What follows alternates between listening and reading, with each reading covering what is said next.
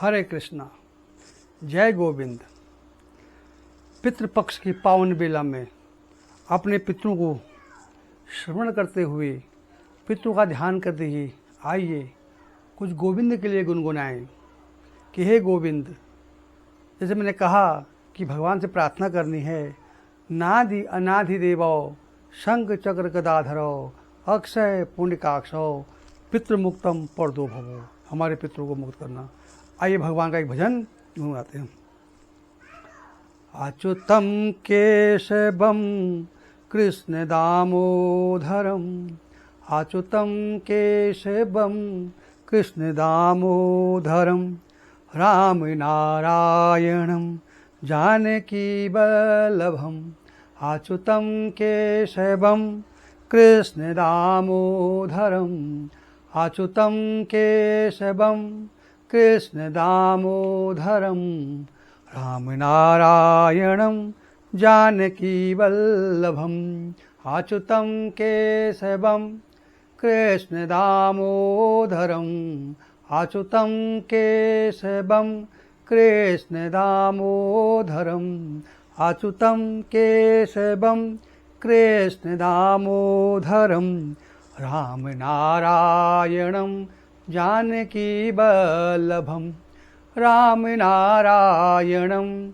जानकी वल्लभम, अच्युतम केशवम, अच्युतम केशवम कृष्ण दामोदरम, अच्युतम केशवम कृष्ण दामोदरम, राम नारायणम जानकी वल्लभम, अच्युतम केशवम कृष्ण दामोदरम, अच्युतम केशवम कृष्ण दामोदरम, राम नारायणम जानकी वल्लभम, राम नारायणम जानकी वल्लभम, अच्युतम केशवम गोपिका वल्लभम, अच्युतम केशवम कृष्ण दामोदरम, अच्युतम केशवम कृष्ण दामोदरम,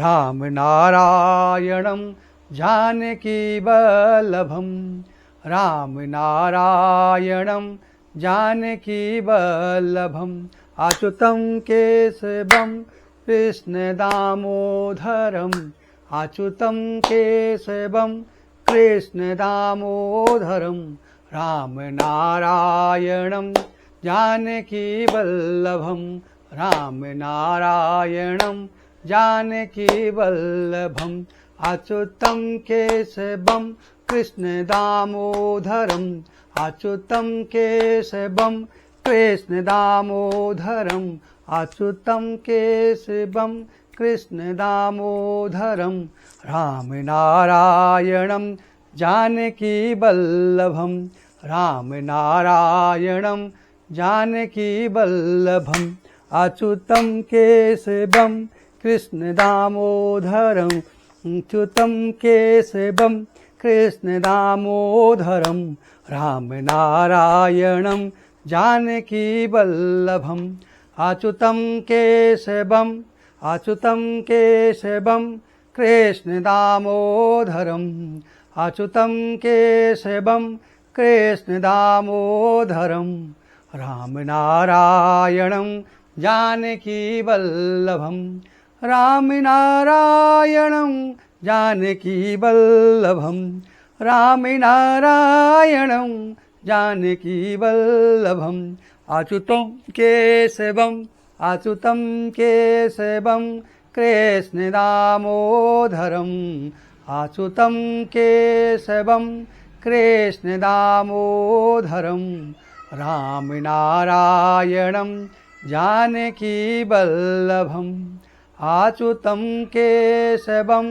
कृष्ण दामोदरम, अच्युतम केशवम कृष्ण दामोदरम, राम नारायणम जानकी वल्लभम, राम नारायणम जानकी वल्लभम, अच्युतम केशवम, अच्युतम केशवम कृष्ण दामोदरम अच्युतम केशवम कृष्ण दामोदरम राम नारायणम जानकी वल्लभम राम नारायणम जानकी वल्लभम राम नारायणम जानकी वल्लभम अच्युतम केशवम कृष्ण दामोदरम अच्युतम केशवम कृष्ण दामोदरम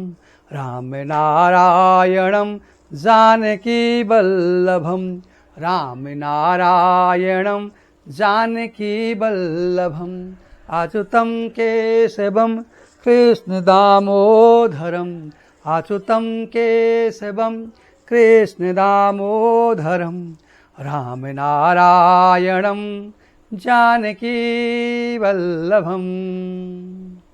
जय श्री कृष्ण। पितृदेवाय नमः, पितृदेवाय नमः, पितृदेवाय नमः। ओम पितृदेवाय नमः। मातृशक्ति भगवान के प्रिय भक्तों, मैं आपको गरुड़ पुराण के पितृपक्ष में पितृ की मोक्ष कामना के लिए, पितृ की मुक्ति के निमित्त मैं आपको गरुड़ पुराण का जो चौथा अध्याय सुना रहा हूँ। यद्यपि ये कथा, ये जो अध्याय जो इसमें कहा गया है, इसको कहते हैं मृत्यु वक्त, जो व्यक्ति मृत्यु हो जाता है उससे मृत्यु की जो दशगाद क्रिया है उस दिन करना चाहिए। अब मृत्यु व्यक्ति तो मर गया है, वहाँ पर बोलने से क्या फायदा। पर जो लोग वहाँ सुनने आते हैं, वहाँ पर एक वियोग, संयोग वियोग का समय होता है, वियोग होता है आदमी का, कि घर से जो हमारे सामने जो आज उपस्थित था वो हमारे बीच से आज निकल गया है। तो अब दिल में उसके प्रति दुख भी है, उसके जाने का बहुत दुख है, उसकी कमी खल रही है। उस समय अगर हम गरुड़ पुराण का पाठ करते हैं तो वो मन थोड़ा दुखी मन से, हम क्षीण मन से हम उसकी जब यातनाएं देखते हैं कि ऐसी ऐसी यातनाएं होती हैं, तो हम अपने मन में सुधार लाने की कोशिश करते हैं। हकीकत में ये कथा हम लोगों को अपने जीवन में सुधार लाने के लिए कहेगी है कि हम ये कार्य ना करें। मृत्यु व्यक्ति तो आपने चले गया हो तो जहाँ जा रहा है, जहाँ गया बेचारा, वो कथा थोड़ी सुन रहा है। कथा जो सुन रहे हैं उनके लिए है कि अपने जीवन में सुधार करें।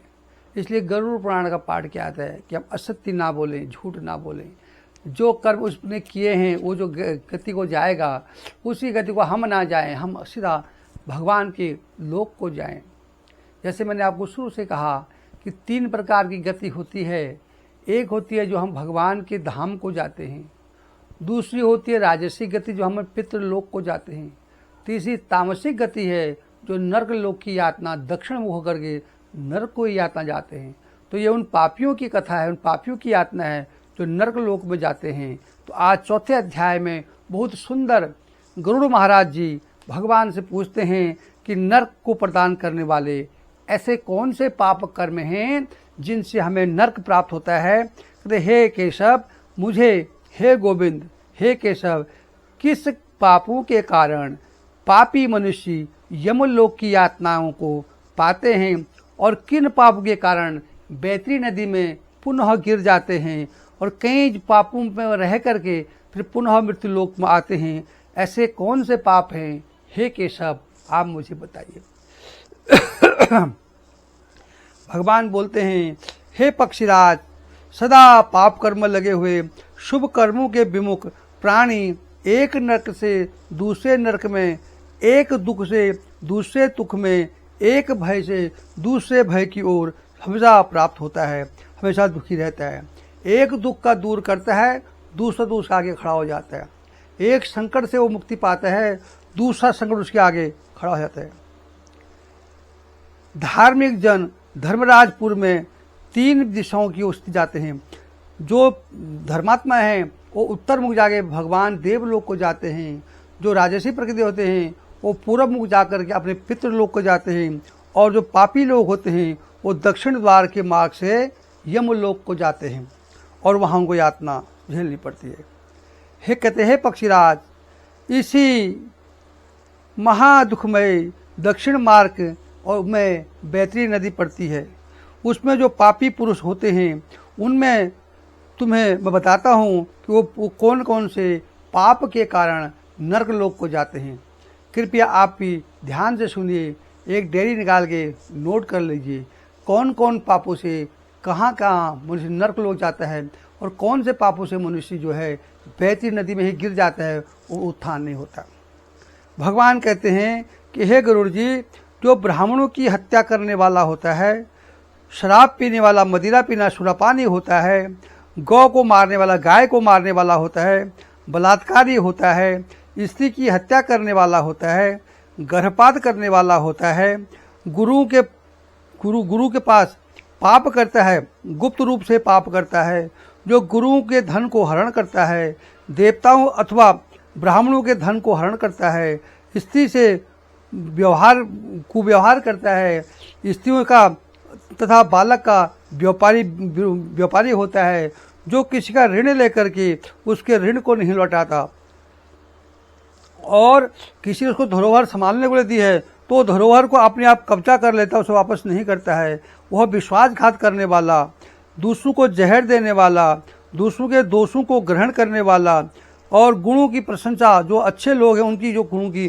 प्रशंसा नहीं करता है, गुणवान साथ में गुणों के साथ उनके डहा डालता है, नीचों के साथ संगत करता है, मूढ़ सत्संग नहीं करता, जो तीर्थों और सज्जनों का सत्कार नहीं करता, गुरुजनों का सम्मान नहीं करता, देवता और गुरुओं की निंदा करता है, ऐसे प्राणी नरक को जाते हैं। जो पुराण, वेद, मीमांसा, न्यास और वेदांतों को दूषित करता है, दुखी व्यक्ति को देख करके जो प्रसन्न होता है और उनके दुख को दूर नहीं करता, दुर्लभ बोलने वाला सदा दूषित भाव अपने मन में रखता है, ऐसे प्राणी नरक को जाते हैं। जो हितकर वाक्य और शास्त्रीय वचनों के कभी नहीं सुनता हो, अपने सर्वश्रेष्ठ समझता हो, घमंडी व मूर्ख होता हो है और अपने को विद्वान समझता है, खुद मूर्ख है, घमंडी है, पर अपने को विद्वान श्रेष्ठ समझता है, तथा अन्य बहुत पापों को अर्जन करने वाला अधर्मी जीव रात दिन रोते हुए यम मार्ग को जाता है। यमदूतों द्वारा पीटे जाते हुए भी बहती नदी को जाता है और उसमें फिर गिर जाता है। ऐसे उन पापियों के विषय में मैं कहता हूँ। कहते हे ताक्ष, हे गरुड़ जी, अब मैं आपको कहते हैं उनके बारे में बताता हूँ जो पापी बहती नदी में ही गिर जाते हैं, आगे नहीं आते हैं। कौन? जो माता पिता, आचार्य, पूज्य जनों का अपमान करता है, उनका सम्मान नहीं करता। जो मनुष्य बहती नदी में डूब जाते हैं। जो पुरुष पतिव्रता स्त्री का स्वच्छ रचित उत्तम कुल वाली उत्पन्न स्त्री के साथ दुष्कर्म करता है, उसे द्वेष करता है और जो